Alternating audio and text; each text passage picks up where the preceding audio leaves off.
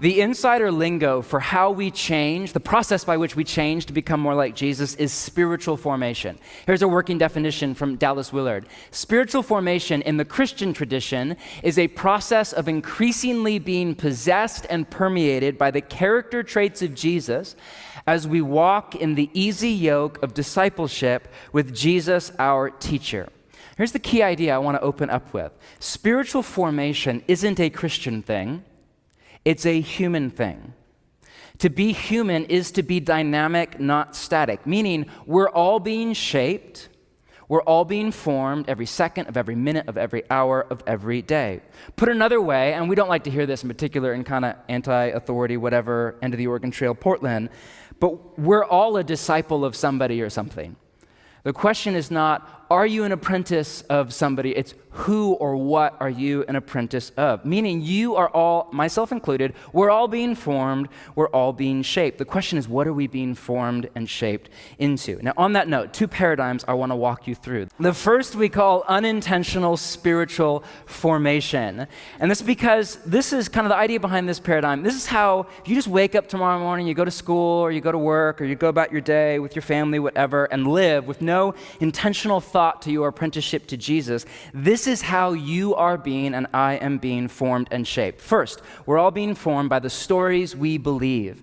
We all have stories or narratives that we live by to make sense of the chaotic, messy, all over the map, dense, confusing world we call home. Babette Buster calls human beings narrative animals, meaning we just ache for, we crave story, our obsession with film and literature and myth and mythology and storytelling, like we crave it. We're created for story, to live into a story. And the stories that you believe or don't believe give rise to the way that you live. Second, the habits that we live into.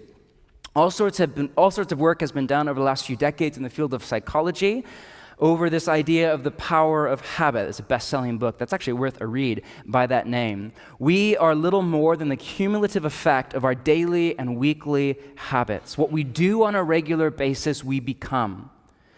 Or another way to say that is the things we do something to us. And we'll talk more about this in a few weeks, but short version is our habits get into the core of our being, like get in through your limbic system, and they actually shape your loves and your longings, what in the New Testament is called your heart, your kind of orientation and direction forward in the world. Our habits shape our loves and our longings. So, stories we believe, the habits we live into. Third is the relationships that we're involved in. We all know this, we become like the people we hang out with on a regular basis. The odds are you dress like your group of friends, or maybe you're super indie and you don't, like, okay, whatever.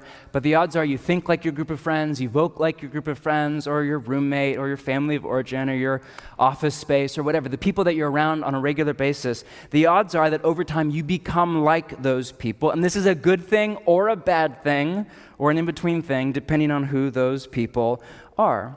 And then all of this happens in an environment. We become like the place that we call home. And so for us, this is Portland, but also it's 2016. For all of us, we live in the digital age. It's our city, and then it's our phone world. This is why no matter where you travel in the world, hipsters are like a thing. Doesn't matter if you go to London or San Francisco or basically anywhere where there's people, they're all wearing APC jeans and listening to local natives and have the Carhartt beanie. It's not just you. Actually, some other people have the exact same ensemble. And that's not a critique. That's not a slam. It's just a point of fact. Like, the world is getting smaller with each and every day. Now, here's my point. The stories we believe, the habits we live into, the relationships we're involved in, and the environment we call home, even our phone world that we live in, all of this, it has a synergistic energy. They conspire and collaborate together to shape you and form you into a very specific kind of person. Now, this doesn't happen in a moment. All of this happens over time, and it happens through experiences. Good, bad, ugly, in between. You go through divorce, you start a business, and it's a raging success, or it's a failure. You were abused at age 9. Your family of origin has really more of an effect on you than pretty much anything else. The way you do life, the way you do relationships, healthy, unhealthy, in between. We're formed by our experiences.